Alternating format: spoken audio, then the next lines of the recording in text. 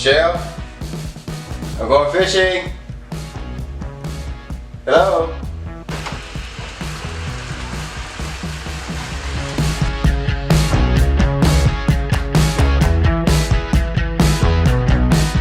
Guys, so I'm at my home lake here in South Carolina, Lake Hartwell.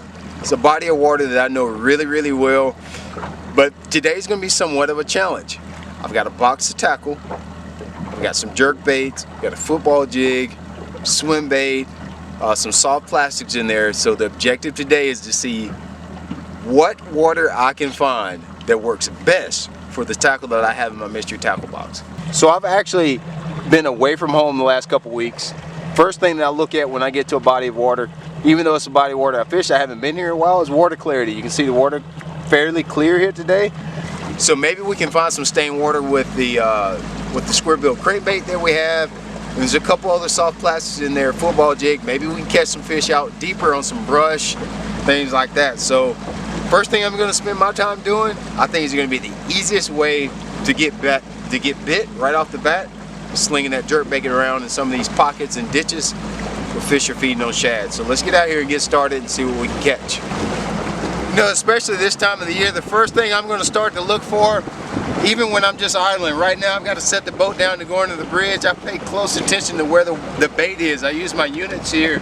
I've got two units. I use one for just mapping and one for sonar and side scan. For you guys that don't know what side scan is, a structure scan, it looks out to the left and the right of me as I'm idling.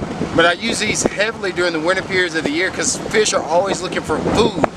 So what I'm looking to do is find out where the bait is in the water column. If I'm seeing bait way down deep, maybe we're going to use the jig today. If I'm seeing that bait suspended in bait balls and 10, 12 foot under the surface, like a lot of times they decide to do, then I'm probably going to think the jerk bait is going to be a little bit more productive. Alright, let's get out a few rods here. I'm only going to get out my favorite jerk bait rod because I just really have a lot of confidence that the jerk bait is going to work today. That's what I'm going to get out first. Closer look at what we got in this month's box. We got a football jig. That's definitely going to play a little later on. We've got some Z-Man soft plastic shad style baits. I think I can probably catch some on that on a drop shot. We'll check that out. It's a little big, but this is what I like about it. They sent it with a, you can see I already rigged this guy up. They sent it with a little bag of hooks that are specifically designed for fluke style baits. It's a 5-inch fluke hook, and it just holds the bait on really good. You can see, you already know about Elastec plastic. You know how well it holds on a hook. But check this out. When you rig it up, when you rig that plastic up on the hook, you know, it won't come down. Yeah, just like that. So we got that. We got a little Weston swim bait. I'm not really sure how this guy works here. We'll have to figure out exactly how it works. But we'll tie it on and figure out how it works once we find some productive water. But this is the bait that I'm most excited about, and I think it's going to work best for us today. Is this little bone-colored Jinko jerk bait. It's a 110. With it being cold like it is, I'd imagine there's somewhat some shad dying off, so there should be some fish suspended looking to capitalize on some shad out here. Don't you just love the fish of jerk bait? I just get excited thinking about snap, snap, whack, when one just kind of cracks down on it. So we get started with the jerk bait here. A lot of people want to know, you know, what's the setup when you're throwing a jerk bait. That's really personal preference. I've got a little system that I think works good for me. I'm using a 6-foot 6-inch medium action. It's pretty soft rod. Cause you do kind of want that rod to load a little bit when you're throwing the jerk bait. Cause you know, you're just popping it so hard, just ripping that bait so hard. When a fish does decide to get it, you want it to kind of give a little bit. But I'll throw that on 10 or 12 pound test fluorocarbon. I got a pretty fast reel. I like to use like a 7.3 to 1, an 8:1 gear ratio reel. Just something you can catch up with the line with pretty good. But just whatever's comfortable for you. I don't like this to get too locked into equipment when throwing a jerk bait. The whole reason for throwing a little bit shorter rod is just so you're not slapping the water with your rod tip. But you know, some of you guys up north that fish for smallmouth, I know a lot of the guys use a lot longer rod because you're really trying to make that bait dance a little bit more. In the south where I am, it's more of a cold water technique, and what we're trying to do is we're trying to make fish bite that don't really want to bite. It's a little bit different bite than you guys have for smallmouth up north, or just depends on what region of the country you're in. But here where I'm from, we're trying to make fish bite that are not really wanting to bite, and so we're trying to keep our bait in the strike zone a long period of time. So that's why we probably use a little bit shorter rod, and just the way you're fishing the jerkbait's a little bit different. So, all right, look at that dude.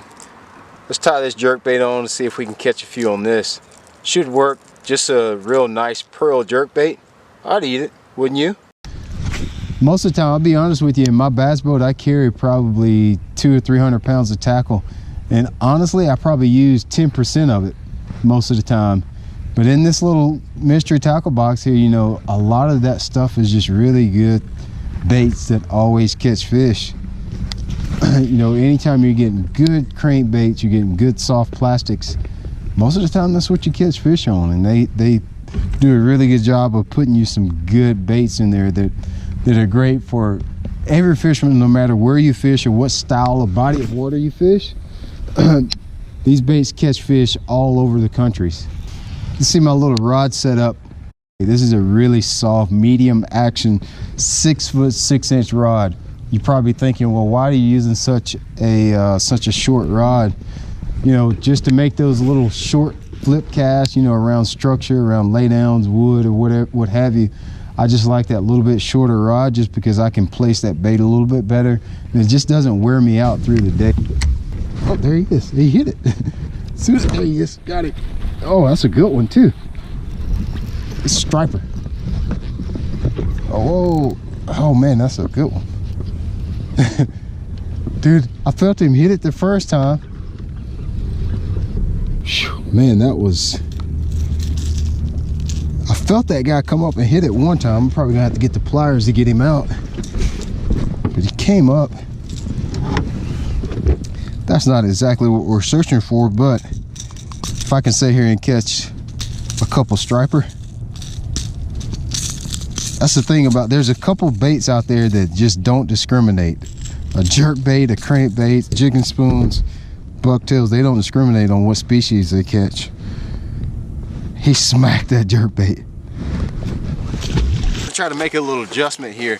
I noticed I'm seeing a few fish on the graph a little bit deeper down. So I'm going to dig into my box here, and we're going to try something different. You know, I've been throwing the jerkbait. We've got a few bites on the jerkbait, but there was a soft plastic in here, this Z-Man jerk shad in here. I'm going to try this guy. You know, it came with a bag of hooks, but I think I want to get that bait down in the water column a little bit deeper. I'm starting to see some fish on the graph, and I've got 2 different ways I can rig that guy. So the way that I'm going to rig him, you know, I could rig him on an underspin, but I think what I want to do is I'm just going to put him on a 1/2 ounce jig head here. This is just a 1/2 ounce shad eye type jig head. I'm going to rig this jerk shad straight up on it. So let's show you how I'm going to rig up this guy on the jig head. You can see on the front of this guy is pretty narrow, but I want it to be a little bit more blunt just so it butts up to the back of my jig head really good. So I'm going to take my pair of scissors and I'm just going to make that front end of the plastic a little bit more blunt like that, just so it butts up on the back of my jig head a little better. Just makes it look a little bit neater, and it rigs a little bit better. But here's the key with the elastic. Once you thread it up on your hook, what I like to do is, you see you got the keeper, and it's tough to get that plastic to come up over the keeper. I just grab the plastic and pull it up and over the top of that keeper. That dude ain't coming down. You see how nice that butts up to the end of that to that jig head. That's perfect. That looks just like a little shad right there. I mean, like, I would eat that. Probably get sick, but I would eat it. I'm gonna throw that and drop it down on some of these fish that I'm seeing on the graph, and then oh no, it's starting to rain. Oh no, no rain. So I got that. I can cast it, I can drop it on fish, and then the second way I'm gonna rig it, so that's what I love about like shad style baits like this, is I'm also gonna rig this guy on a drop shot and drop him, just drop a bomb on him. See a fish on the graph, get in one of these little ditches, I'm gonna nose hook that plastic. That thing floats, I'm just gonna drop it down there. Let's go see what we can catch. Yeah, that looks really, really good. Really lifelike in the water. I like that a lot. You see all the action it has because it floats. It got dancing around like that. Pretty sure I can catch one on that, dropping it on them. Our school.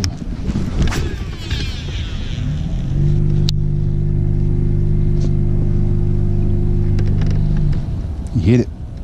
Oh, got it. Got him on that jerkbait. That little jig head. Let's see what it is though. Dude, that is so cool. Oh, it's a little striper. Dude, that's so much fun. Just on the jig head. Just on the jig head plastic there. I could see them schooling. That's what I've been telling you guys. I've been seeing some on the graph.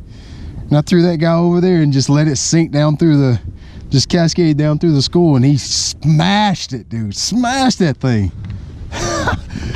I know. Give you guys just a closer look at the jig head plastic that I'm using.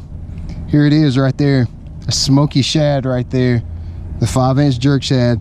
Now, you can fish this bait a bunch of different ways. I'm just choosing to fish it on a jig head because I noticed the fish are down. They're a little deeper than what I normally would expect them to be right now. So I'm putting that guy on a jig head. There's so many different ways to rig it. You can see I got it on another rod on a drop shot. You can rig it on a jig head. You can rig it weightless. Put it on the back of a chatterbait. It's just, there's so many different things you can do with it. That's what makes it such a great bait. Got a bite or two on the jerk bait. Caught a striper or two.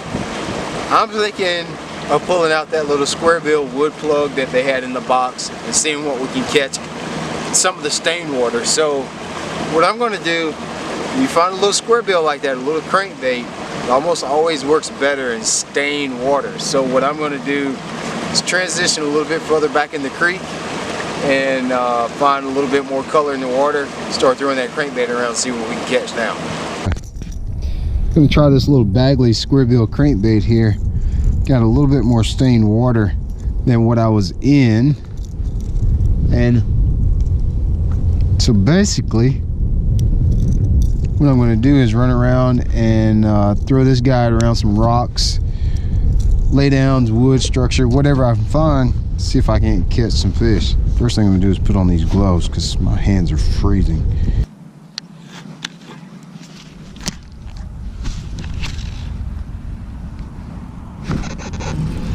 There he is on the square bill. Keeper. Sling the guy in the boat. All right. First one on the square bill right there. Just working that guy around the rocks. It's a decent little fish there. Just working him right along the rocks. I love to fish crankbaits. You guys have seen me fish crankbaits around rocks. If I throw a crankbait in the wintertime, most of the time I'm looking for rocks. I won't stop until I find some type of rocks, just because that gives me something to throw at. Something that if you can see rocks on the bank, like you can see here, there's rocks down, and anytime you got a little bit of a boulder that sits on the corner, just like how you can see here, it's always a high percentage place. I always talk about high percentage areas. That's my #1 thing when you're out here fishing. But just bringing that crankbait right down the side of those rocks, and that guy come out there and ooh, jump on it, jump on it.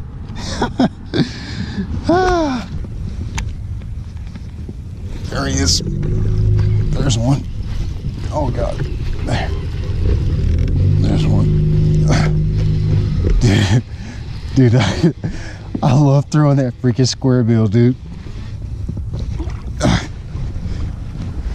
I guess he's cold. He's just like laying there. Go back here to the back and land that guy. Yeah. I'll take that one. Oh, let me get my old butt up. I'll take that guy.